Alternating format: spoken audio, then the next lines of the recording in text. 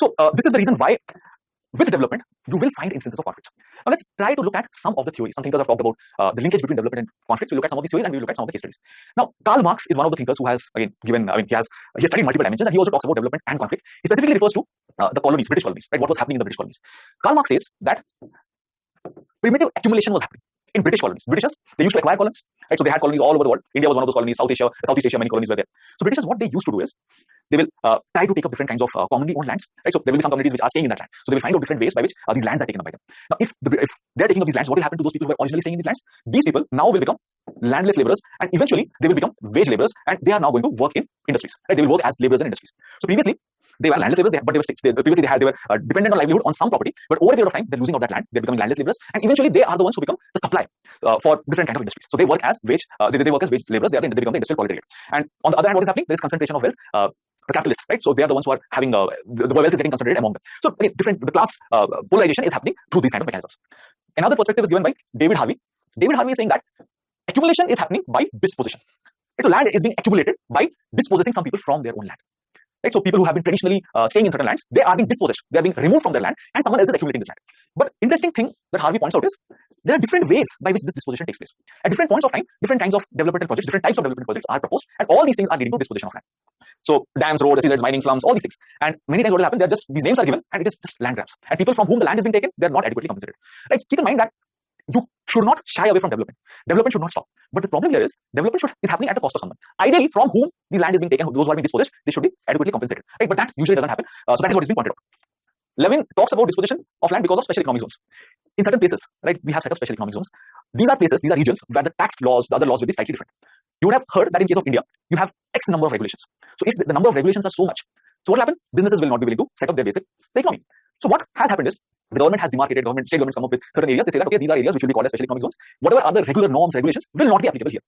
And since the regular norms, rules, regulations are not applicable here, these places are more business friendly and more private players will come and participate here. But for all these things, what you need to do, you have to demarcate land, you have to identify that these regions can be converted into SEZs. So you have to first take land. So Levin, what he has done is, Levin has studied special economic zones in Rajasthan and finds out that whatever promises were made, like whatever compensation promises were made, have not been fulfilled, and it has led to different kinds of polarization, class, caste inequalities. Again, those kind of things have also come up. And again, we'll look at the case study in just a few minutes. Rudolph, they also look at it, and what they're saying is, over a period of time, the union government has again moved away from this entire thing. Nowadays, what is happening is the state governments, they're negotiating with private players, right? And their state governments are competing with one another, and they are directly negotiating with private players, and they are giving away different kinds of projects. They're basically trying to attract different private players, and they're giving lands to them, right? And in this process, again, disposition of land happens. Adequate compensation is not given. So these are some 3-4 perspectives or 3-4 things, 3-4 ways of looking at things, and this is what has been identified by some thinkers. Apart from this, let's look at some of the case studies. Right? These case studies are also referred to in that paper. The first is the Sardar Sarovar project. Now, this is a World Bank project, and this project involves multiple large dams, medium dams, small size dams. But what has happened is a lot of people got displaced because of that. And disproportionately large number of these people who were displaced were scheduled tribe members. And apart from that, the livelihood, ecology, human rights, all these things were gone for a toss. So multiple times you will find people protesting against this. In the past, you will find so many of these protests which have happened against this project. And in fact, so much of protest happened at different platforms, issues were raised, that World Bank also came up with some proposals to check that human rights violations and other things are not happening. Right? So it came up with mechanisms. It came up with a mechanism that there will be an inspection panel to see that human rights violations don't happen in large scale projects. And in fact, after that, these kind of policies have been followed. Vedanta mining case is again kind of interesting. So in the Niyamgiri region, Vedanta was supposed to set up a mine over there, right? Aluminum mine would have been set up. But this place was traditionally, in this place traditionally, the Dogriya Khons, a particular tribal community, used to say. So what these community did was, they vetoed this proposal, right? So some 12 Gram Sabhas, they came together and they said that no, we will not give this particular land to the Vedanta group, right? Which plan to set up an aluminum plant over here. Now, how is this relevant? How is this significant? I mean, I'm not saying whether this is good or bad, but what I'm saying is, we have certain kinds of provisions. For example, there is a law which is called the Forest Rights Act. According to that, those who are the traditional communities who have been staying in a particular region, they can veto certain proposals. They can decide whether they want to give up their land or not. And that is something that was used here. Right? So the historical, cultural rights, on that basis, the Dogriya Khond community rejected the proposal of the Vedanta group from acquiring this. The next one is the Mahindra World City project. This was in Rajasthan. So this was a special economic zone that was being planned in Rajasthan, that has been planned in Rajasthan. And again, it's a large project, right? So 2,000 acres of private farmlands, 1,000 acres of public grazing land, all these things was acquired to carry out these projects, to build this project. Now, the Rajasthan government came up with certain policies to compensate from whom the land was being taken. But over a period of time, it was realized that whatever was promised has not been given. Right? For example, it was promised that they will be given jobs. But the kind of jobs that was given to those communities who were replaced, it was kind of temporary nature. The incomes were not enough. The other kind of amenities that was promised, that was also not up to the mark. Like for example, promised pipe water supply was, there was a promise that pipe water will be supplied. It was not provided. So what I'm trying to say here is, many times, the governments, right, they have come up with compensation policies. They have promised certain things that, okay, you give up the land, but we'll give you, you give up the land and we'll give you all these things in return. But many of these promises have not been fulfilled. As a result of which, the trust in the state machinery gets depleted. And if the trust gets depleted, in future, if the governments want to acquire some lands, again, the same questions are raised. Right? So it becomes like a vicious cycle. In the past, you have not fulfilled the promises, which prevents new contracts from happening in the future. So this is how development, the process of development, leads to conflicts. Sometimes even before the process of development, conflicts emerge. Sometimes even when the project has been initiated, conflicts can come up. This is the case where already the project is there, but now conflicts have emerged. So development and conflict, this is how they are linked with one another. Now let's look at one question. Development comes at a cost. Do you agree? Elaborate with the help of case studies from the development process and related conflicts in Indian society. Right. So how do you answer this? First part. Do you agree development comes at a cost? What you have to point out? You have to talk about what is development and what it necessarily entails. Right? Development will imply that, okay, land use will change, minerals will be extracted, the way you use water resources, all these things will change.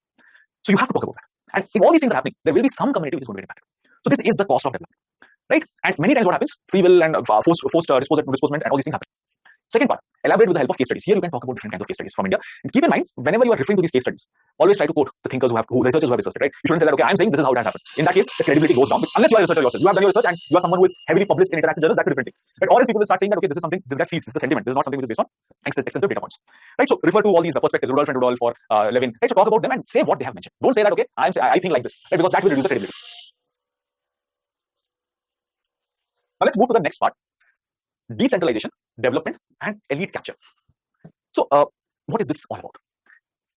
As I mentioned, I talked about these two terms, decentralization and elite capture, some time back. Development is something that we saw just now. See, decentralization means you are trying to ensure that power is not concentrated at one point. There's not over-centralization. You are trying to ensure that different players in the system have power, some sort of say in the policy-making process, right, or in the policy implementation process. That is decentralization. Elite capture means certain kind of institutions are dominated by the elite. That is elite capture. So institution has been captured by those who are influential. That is elite capture. So what is the linkage between these three things? We will try to understand. Right. So we are going to, again, I've already talked about this. So let's try to understand what is decentralization or what are the different components of decentralization. So what we'll do is we'll try to understand the components of decentralization. What do you expect out of decentralization? Basically, what is the goal of decentralization? Then we will see what is the measure, decentralization measure in case of India. Then we will see who are the elite, how the nature of elite has changed in India. Then we will see how elite capture has happened in some programs, some policies, some schemes which were meant for decentralization. Right? So this is how we are going to spend the next 20 minutes, not 30 minutes, sorry. Decentralization means transfer of responsibilities and authority from higher to lower levels of government. Right? Example, in the past, maybe you had a union government and you had state governments. But over a period of time, you are having the 73rd, 74th Constitutional Amendment Act. And according to that, right, you will now have a third tier of government, urban local bodies and Panchayat Raj institutions. So some of the activities that the state government used to do in the past, now it will be taken up by the urban local bodies or the Panchayat Raj institutions. So transfer of responsibilities, transfer of authority has happened. Decentralization seeks to create a relationship of accountability among citizens, service providers, subnational governments, etc. How? How accountability is ensured? See, if you have a government at just one level, let's imagine a scenario where there is a government at the union level. So what is happening? All the powers are accumulated at one place. There is no checks and balances. That one level will do things and everyone has to follow. But if you have more levels of government, what will happen? There will be regular checks and balances. There will be people who will be questioning things now. The chances of corruption and other things will go down. Keep in mind, power corrupts, absolute power corrupts absolutely. So if you have massive concentration of power, chances of corruption will be high. But if you're distributing it, right, one agency doesn't have enough power. There will be other agencies which will hold these institutions accountable. Right? So accountability will increase. It will also lead to greater participation, right? If you, let's say, have only state governments and you don't have any urban local bodies, you don't have Panchayat Raj institutions, the ability for people to participate goes down. Only the MLAs and other people, they are the ones who are participating in the decision-making process. But if you have a Panchayat Raj institution, if you have urban local bodies, the number of people who are able to participate in politics increases. Right? So more the number of governments, more the level of governments, again, process of participatory democracy becomes even more vibrant. Informal organizations, community groups, they also are able to participate in the process, right? And again, it is a way by which power is shared, right? Through decentralization. Previously, maybe only the union government and the state governments had power. Now the power is being shared with the lower levels of government. So this is the meaning of decentralization. What is the benefit? As I mentioned, there can be greater accountability, there can be better development. Development will also trickle down. Regional development will happen, regional inequality will be reduced, local people will be more empowered, and different kind of crises can be mitigated. Now think of it like this. If there is decentralization, if you have local governments, for example, if people have a say in the decision-making process, what will happen? They will feel empowered, right? So they don't feel helpless. If there is a problem in their locality, they now know that they can solve it instead of depending on someone who is in the state capital or who is in the national capital. So they feel empowered. It also helps in regional development. Let's say there is government only at the state level, right? At the state, there is only state government. Now, the distance between the state government and different states, blocks, villages is huge. Those bureaucrats who are at the state government level, they might not understand the problem that people have in the local areas, in the far-flung areas. People in that area know the problem better. They know their requirements better.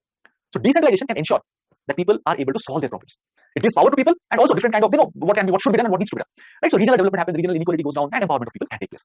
So this is the advantage of decentralization. Now, what are some of the constitutional provisions for decentralization? Already I have mentioned 73rd, 74th Constitutional Amendment Act. According to that, Panchayati Raj institutions, urban local bodies, they got constitutional status. So before 1993, right, you had two tiers of government as per the Constitution, the union government and the state government. But after the 73rd and 74th Constitutional Amendment Act, you now have another level of government. It has constitutional status. Part 9 of the Constitution includes provisions related to that. And there is also a directive principle which talks about creating these Panchayati Raj institutions. But keep in mind, directive principles are not justiciable. Right? You can't go to the court and say that my directive principle, this particular directive principle has been violated. So Panchayati Raj institutions, urban local bodies, they have constitutional status. Now, the question is, the next part, right? Who are the elites? Right? So who are the elites? We have a term, elite. And this term is used, I mean, you've come across this term in paper 1 as well as paper 2. So how elites, decentralization, how it is linked with one another. See, the basic idea behind decentralization was, if you look at our polity, the polity was dominated by people from upper caste, upper classes, right? That was the case. But you also need to have representation of people from the marginalized communities. You need to have representation of women, for example, from scheduled caste, scheduled tribe, people who are from the weaker sections. So decentralization, that was the meaning. That if you are having governments at lower levels, these people, right, who are from the marginalized section, they should also have a say. You're trying to deepen democracy through this. Now, what has happened, we are going to see. Let's understand who are the elites in India, or who were the elites in India. So India is becoming independent in 1947. From 1947 to 1967, elites, they are there at different levels. In fact, after that also you have elites, but the character of the elites is changing. Who are the elites? Elites are those people who have significant power, they have social capital, political capital. They are the ones who play a significant role in the policy making process. They might be part of the government, they might not be part of the government. Sometimes they might be part of different political parties, right? But they are not necessarily part of the government. Their political party forms the government, but they are outside the government, but they significantly influence the decision making process. So these people are the elites. Now, what was the nature of elite in the first 2 decades after independence?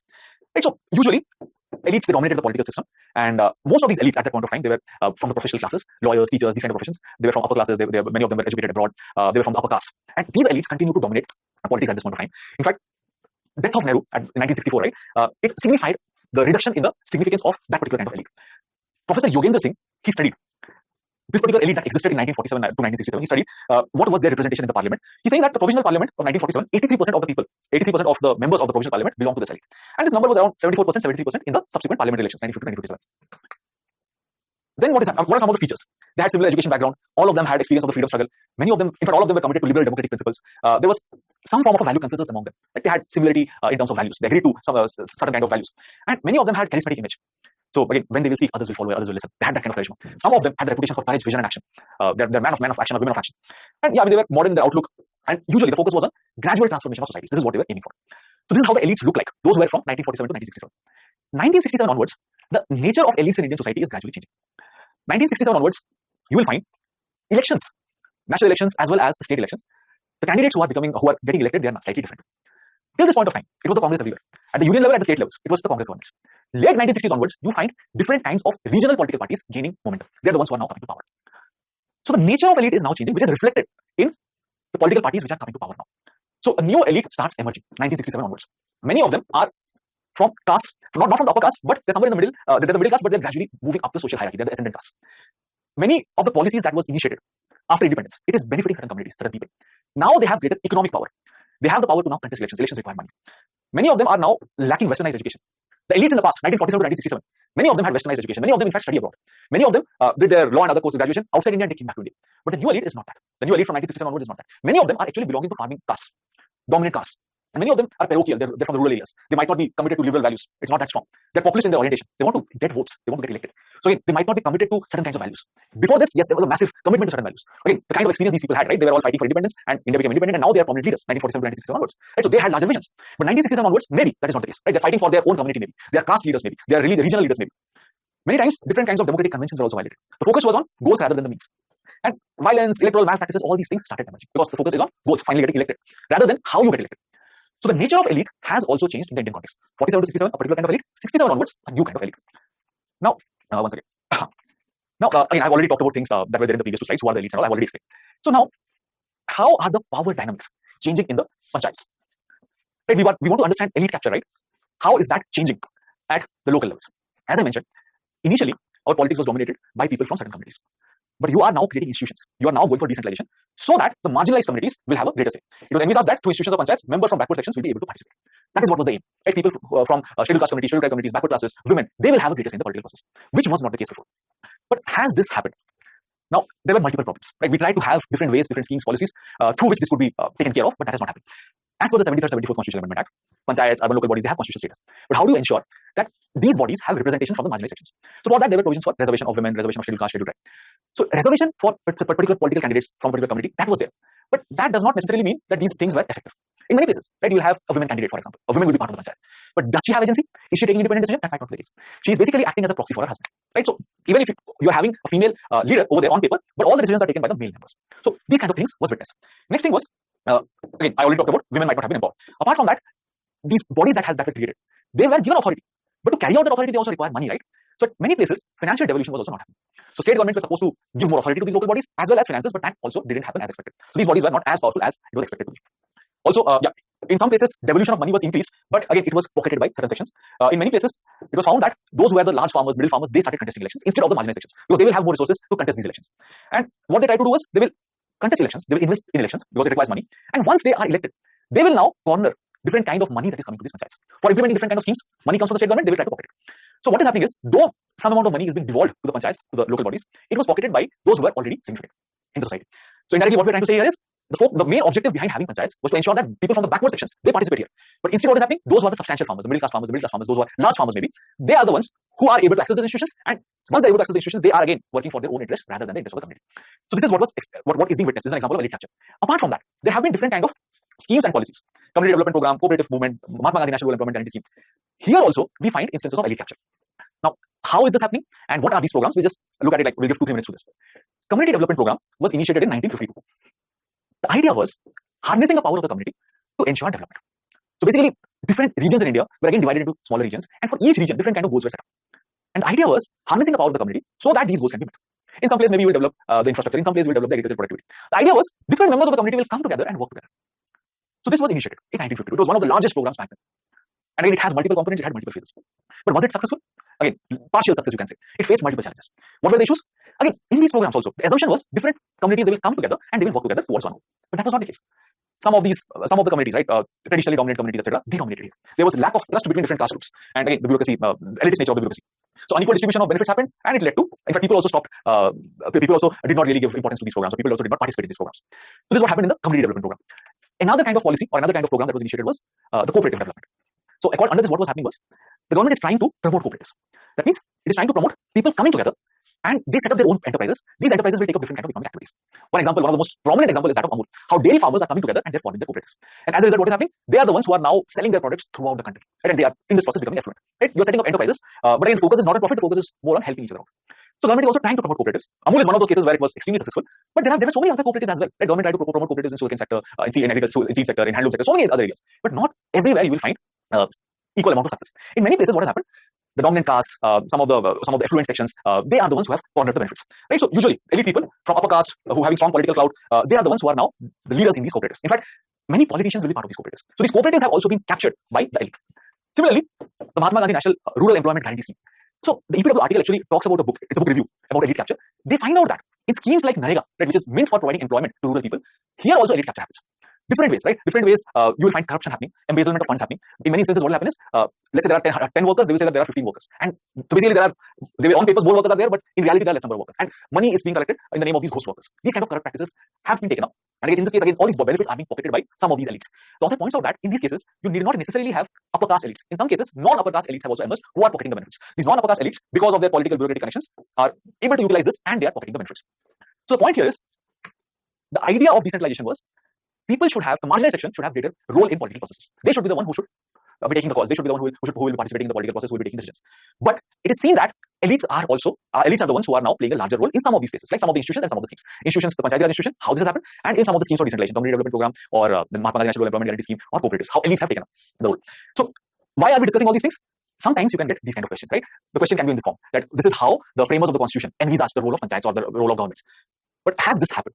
Or you might directly get a question, or you might just get a direct question, explain elite capture with examples from the Indian context. So here you can talk about these examples. What is decentralization? Is decentralization necessary for development? Discuss how elite capture has failed the efforts of development led by decentralization. Right? So you can easily talk about decentralization, not difficult, right? I've talked about it like multiple times today. Is decentralization necessary for development? It is one of the things which can accelerate the pace of development, right? You will have accountability measures, you can ensure regional development, you can ensure reduction in regional inequality, right? You can empower people. So what are the factors of decentralization and how they are linked to development? You can point out. Third part, how elite capture has failed. Give some instances, right? The things that we discussed. So all these three things are good enough for you to answer this question. So let's look at the next topic. Crime during pandemic. This is a small, in fact, the last two topics are kind of smaller topics, won't take much time. So what are we going to discuss? See, during the pandemic, how many crimes occurred, whether there was change in the characteristics of crimes.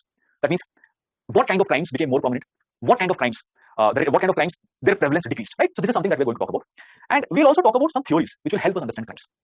So let's look at the first theory, routine activities theory.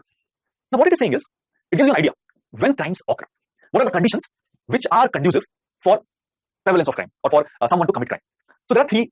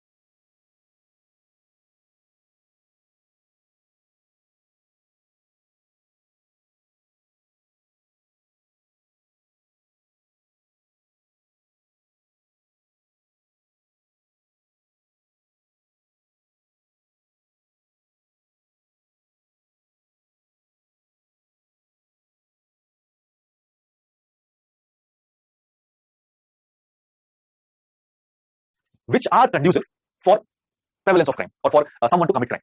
So there are three conditions. A motivated offender should be there, someone who is willing to commit the crime. There should be a target, right? If there is no target, how will the offender commit the crime? And then there should be absence of guardianship. So there should not be a police or someone who can stop the crime from happening. So if these three things are there, crime is likely to occur. See, look at this. There has to be an offender, there has to be a target, and then there should be an absence of someone who can prevent the crime from happening. If these three things are happening at the same time, you have crime. So this is what the routine activities theory talks about. Now it is linked with the pandemic. During the pandemic, were these conditions fulfilled? For what kind of crimes these conditions were fulfilled? For what kind of crimes these conditions were not fulfilled? We'll try to look at that. So let's look at some of these scenarios. Now, crimes like theft and assault, they got reduced. Why? Theft, assault, and all these things. During the pandemic, different kind of social norms were there, right? Social isolation was something which usually you had to follow social distancing. You cannot gather in public places. Movement was restricted, right? So public transportation facilities were not working. Social gatherings were not happening. Movie halls, theaters, malls, all these things are not operational. So what will happen? As large gatherings are not happening, the suitable targets will get reduced. And as suitable targets will get reduced, what will happen? Chances of crimes will go down. So thefts, assault, all these things, they got reduced.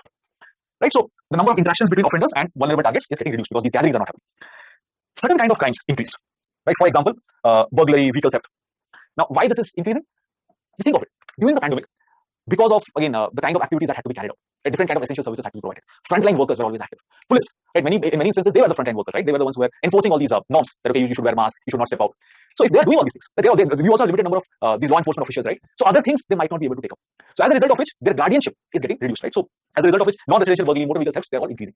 Residential burglary, by the way, it will go down because people are mostly staying at homes. Non-residential burglary, office spaces, marketplaces, from there, theft is increasing because maybe security guards are not there, police officials are not there. So the routine activities theory helps you understand that.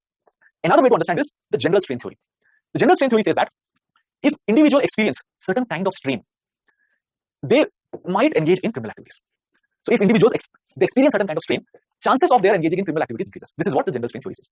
Now, what is this strain? Why will they experience this strain? So they are giving there are certain conditions. If there is a failure to achieve positively valued goals, then an individual can experience strain. For example, we have different kinds of goals in life, right? I want to get a good job. I want to get a promotion. So these are all positively valued goals.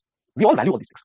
But if I'm not able to achieve all these things, I will experience some form of strain. If I'm jobless, I didn't get a job. If I'm not getting the promotion and I'm working hard, I might experience some strain. It can lead to my engaging in criminal activities. Not everyone will engage, some people might engage. If there is some form of a negative stimuli, it can lead to strain, which can lead to criminal activity. Now, what can be a negative stimuli? Something which is kind of negative to an individual. For example, if someone is experiencing bullying, someone is experiencing some form of exploitation, all these are negative stimuli. It impacts an individual, there is strain on the individual, and that person can commit criminal activity. And you would have seen so many of the lone wolf attacks committed by people who have faced some form of bullying by, again, different members of the society. Removal of positive stimuli can also cause strain and it can lead to criminal activity. Now, what is the meaning of this? Positive stimuli means something which gives you motivation, which keeps you happy. Let's say there is some member in my life who gives me happiness. But if that member dies, that person was a source of positive stimuli for me. But now that person doesn't exist. That removal of positive stimuli can cause strain, which can lead to criminal activities. So this is what the general strain theory talks about. How can we apply it in the context of pandemic? See, during the pandemic, different kind of stress-creating conditions emerged. Many people lost employment. Many people lost their near and dear ones to the disease. There was social isolation. Again, whether you'll have a vaccine or not, different kind of concerns were there. All these things can create strain, which can lead to different kind of criminal activities. Apart from that, coping strategies also were lacking. If you're feeling strain, if you're feeling some form of stress, Different people can have different coping strategies. Maybe some people can go meet their friends. Maybe some people can go and meet their near and dear ones. Maybe some people can go and watch a movie. But different forms of entertainment can be there, which can possibly relieve people. But all these coping strategies were lacking because of social distancing and other things. So all these things might lead to a situation where strain increases and it can lead to increase in criminal activities. So this is how the general strain theory can help us understand criminal activities during the pandemic. Now, what were some of the findings? There was a recent study which tried to find out some of the trends in crimes in US and different parts of the world. And what were some of the trends that they find? They find that the use of technology increased dramatically. People are now using video conferencing thing, online learning picked up, SaaS platforms usage increased.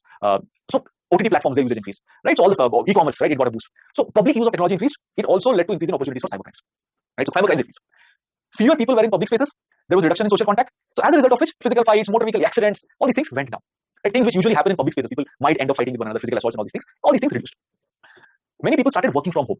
So if you're working from home, that means you're staying within your home and you're working. So you are kind of acting as a guardian for your home. So different kind of burglary and thefts within your homes, it is getting reduced. Residential burglary went down. But different kind of stressful conditions are also created. It led to different kind of mental health problems. People started having negative relationship within families. Harsher treatments were meted out to children. Parental neglect, harsher disciplinary practices were meted out to children. There were also instances of increase in domestic violence. In India also, there was increase in domestic violence. China reported somewhere around 3 times the number of domestic violence they usually report. Not just China, Brazil, France, many countries. They saw increase in domestic violence. The abuser and the abused, they are staying together for longer durations. So domestic violence is increasing. Another incident here, the way it was framed, sometimes this COVID-19 virus was referred to as the Chinese virus. And there are different kind of racial prejudices already. So it led to discriminatory treatment against people from Asian ethnicity. So many places, anti-Asian discrimination and hate crimes increased. Places like US. In places like US, again, crimes against members from the black community also increased. Again, could be because of a host of factors, but that also increased. So different kind of racist attacks have also increased. In India, if you observe, the number of crimes increased. But the number of crimes increased. What kind of crimes increased? Most of the crimes that were reported, or the large spike in the number of crimes was those crimes where people did not follow the different kind of COVID mandates. Right? So those kind of crimes increased. But overall, if you look at it, if you reduce these kind of crimes, the overall crimes have actually come down. But in India, one kind of crime which increased was domestic violence. The incidence of domestic violence increased in case of India as well, right? Apart from China, Brazil, France. Right? So this is something which is a cause of concern. So while we are discussing this, sometimes in exam they will try to link certain topics with current context. In paper 1 also it happens, paper 2 is the norm. In paper 1, sometimes it happens. So since we have different theories of deviance, different theories of crime in paper 1, they might ask you a question, how the crime profiles have been impacted during the pandemic. So in that case, you can talk about this. You can break it down into parts. You can talk about the general strain theory, you can talk about the routine activities theory, you can talk about the conditions when crimes happen and how pandemic impacted these conditions. And accordingly, you can come to your conclusions. So certain kinds of crime increase, certain kinds of crime decrease, mention that and again link it with the theory part.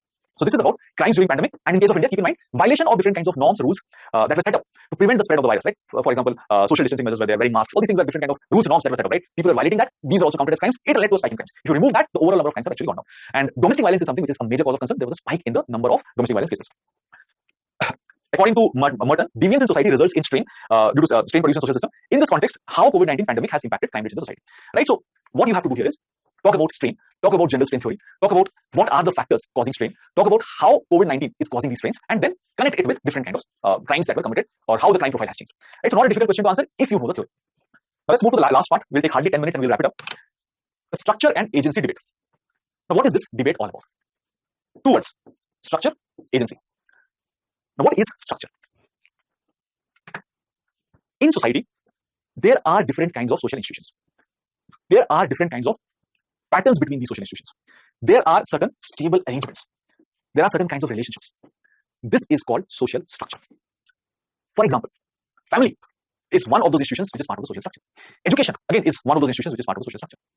Law, economy, class, they're all part of the social structure. So if you look at society, you will find certain patterns of relationship, certain stable arrangements. They are referred to as social structures. I'll give you an example. Family, right? Within family, you will find certain kinds of relationships. You'll find certain kinds of rules, regulations. Again, these rules, regulations will vary throughout, but there will be some uniform definition of family. And everywhere you'll find this. There will be variations, but you'll find this institution everywhere. Educational institutions, again, you'll find everywhere. Religion, you'll find everywhere. So these institutions, these pattern of relationships, these stable arrangements, right? This is called social structure. Now, what is agency then? Agency is the capacity of an individual to exercise his or her choice. It is the capacity of an individual to make independent choices, to effect change. That is agency. I'll give you an example. Let's say an individual, let's say Rohit, some hypothetical individual. Rohit wants to get married. Now, how is he or she deciding his spouse? How is Rohit deciding his spouse? If Rohit is deciding his spouse on the basis of individual compatibility, then he is exercising his agency. But most likely, what will be the case? Rohit will be influenced by the social structures when he is trying to choose his partner. What social structures will influence him? So when he is deciding or when he is going to find out partners, the first thing that he might try to do is see those eligible candidates who are part of the same religion, those eligible candidates who are part of the same caste, those eligible candidates who are from a different voter. What are these things? Religion, caste, gotra, these are all social structures. So Rohit is not exercising his agency. Rohit is actually getting influenced by the social structures at that point of time. So social structures are preventing Rohit from exercising his agency. Another example I can give. Many times it is said, quote, quote, women don't have agency in Indian context. Women in rural India don't have agency. What is the meaning of this? It implies that women cannot exercise their decisions independently. Women have to follow different kind of social norms, social conventions. They can't act independently. They're not allowed to work outside, maybe. They're not allowed to work. They're not allowed to decide on many of these things. In fact, things which impact their own body. For that also, they might not be allowed to exercise their rights. The number of children that they should bear. It is also decided by their in-laws or by their husbands. In that case, they're not able to exercise their agency. All these debates that are going on, whether women should be allowed to have abortion or not. US, this debate is going on, right? It's all about agency. So on one side, you have females, the feminists, they're saying that women should have agency. They should decide what they need to do with their body, whether they want to have a child or whether they do not want to have a child. So they should have the rights to abortion. On the other hand, there are others who are saying, no, women should not, there are some other factors, you should not have the rights to abortion. So agency means your ability to take your decisions on your own. Another example, what kind of food can you consume? Right? Let's say you are belonging to a particular community. Maybe you are not consuming a particular kind of food. You're not consuming maybe non-vegetarian food or some other kind of meat. Why? You are part of the religion. That religion influences you to act in a particular way. Maybe this particular food is good for your health. Maybe the doctor has advised that you now need you have B12 deficiency or something. You need to have meat.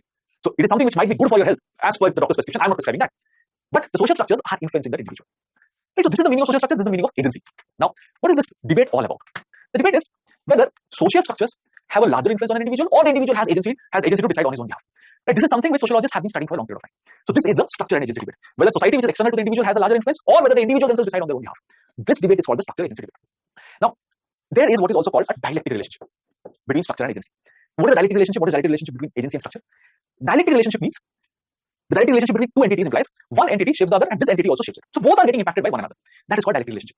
So it is said that between structure and agency, there can also be a dialectic relationship. That means the structure is impacting the agency. Religion, caste, and other things are impacting individuals, but individuals can also impact social structures. For example, individuals over a period of time can influence the institution of marriage. So previously, the institution of marriage, right? It's different set of rules, regulations. You should marry within the same religion, same caste, outside the gotra. All these things used to have massive impact on the agency of individuals, right? Individuals had to act according to that. But over a period of time, these individuals might also be impacting social structures. Like as a result of which the social structure might be changing. As a result of which the institution of marriage can be changing. Maybe there is now more intercaste marriages. Maybe there is now more interreligious marriages. Marriage outside both ways also more permitted. So this is the dialectic relationship between structure and agency. Now, again, the same thing applies here, right? Structure and agency both are impacting the choices of an individual. The intersection impacts the choice of individuals. Now, how old is this debate and who all have contributed to this debate? We'll take 2-3 minutes and we'll explain this. So if you look at the early sociologists, Comte or Spencer, they all used to talk about social structure. In fact, they used to compare society to an organism which has a structure. Then Durkheim also talks about the same thing. Durkheim talks about social facts. He says that there are certain kinds of social facts. These are existing outside the individual, they are having an independent existence, and they constrain the activities of an individual. Right? That is what social facts is. So Durkheim also gives primacy to the structure. But over a period of time, things are changing. 1960s onwards, you are now having interpretative sociologists. They are now thinking about agency. They're saying that all individuals do not act in the same manner. If something which is external to people influences people, then all the individuals will act in the same way. If I am in society, you are in society, someone else is in society, all of us are heavily influenced by things outside us, by the social facts, by religion, by caste, by class, then all of us will behave in the same manner. But that's not the case. I will behave differently, you will behave differently, someone else will behave differently, though we are part of the same society. So they started focusing on agency and they're saying that structuralist ideas don't give sufficient room for individual action. And all these things is leading to emergence of new branches within sociology, like symbolic interactionism, phenomenology, ethnomethodology. And then later on, there were different attempts to integrate these concepts, right? So they're trying to find a productive way of combining all these agency structure things, right? How we can consider both these things together. In the past also, there have been some thinkers who have tried to do that. For example, Karl Marx also talked about structure agency debate in a different manner. He tried to reframe the question. What Marx is saying that individuals have creative potential. They have the ability to create new things. How do they express this creativity? Through their labor. Right? So Marx talks about agency, but he also says that individuals have freely chosen to be in the present structure. For example, if individuals are there in a capitalistic society, they have freely chosen to be part of it. But this structure that is there, it is making them poorer. Proletarization is happening. And what he says, over a period of time, people will realize that they are becoming poorer. Proletarization is happening. Class in itself will become class for itself. And eventually there will be revolution, and it will lead to a situation where these social structures will be dismantled. It will lead to a new kind of social relations in a communist society, right? Where again, people are treated equally. So this is how Karl Marx visualized it. Anthony Giddens has a different perspective. He talks about duality of structures. What he's saying is, structures exist, but he's questioning, how come these structures exist? Is there any role of agency here? So he's saying that it is individuals who reinforce these structures. The repeated actions of many individuals reproduce and change the social structures. And structure is not necessarily always constraining, it can also be enabling. So this is what Anthony Giddens says, that individuals, right, they have agencies and they help replicate the structures. Last one, Boudot. Boudot says that people have internal embedded mental structures. He calls it habitats. So basically whatever structure is existing outside, people have internalized those things. They have these internal embedded mentalized structures. And they, again, create these structures further. Right? So what is happening here is, it is a product of long periods spent inhabiting a social world, and individual habitats thus varies differently. I'll give you an example of this. There are different kinds of social structures. For example, within the institution of family, you might have discrimination against women. Like these can be part of the social norms. So women are discriminated within that institution. Now, Does that imply that women will not discriminate against women? That might not be the case. Women themselves might have internalized these social norms. That okay, it is okay to discriminate women. As a result of which, in the institution of family, the mother-in-law might again discriminate against the daughter-in-law. Right? So internalized mental structures have been formed, which again reflect the social structure which exists outside. Right? And it again leads to replication of this. So agency is basically perpetuating certain kind of social structures. This is what Pierre Bourdieu is talking about. So this is the structure and agency debate, right? So the question with which we started was whether social structures have a dominant role to play or whether agency is dominant. And this debate has been going on for time. Over a period of time, what we observe here is there are attempts to reconcile these thoughts. Initially, it was felt that it is the social structures which have a dominant role to play. Durkheim, Spencer, Comte, they all talk about it. Then the interpretative sociologists, they are looking at the role of agency, and then there are now attempts to reconcile both these things. Giddens, Pierre Bourdieu, they are all trying to do that. They are saying that okay, structure exists, but agency also has a role to reinforce these structures. And again, these structures might vary from individual to individual. Question: structure and agency are dialectically related to as they influence each other mutually. Elaborate. Right? Give different examples how one is influencing one another. That already we know. So you can just talk about dialectic relationship first, and then you can talk about how structure influences agency, how agency influences structure. Talk about Giddens, talk about Pierre Bourdieu, and all these different theories. You can also talk about Marx here. Right? So this is it for today's session. Let's take up questions.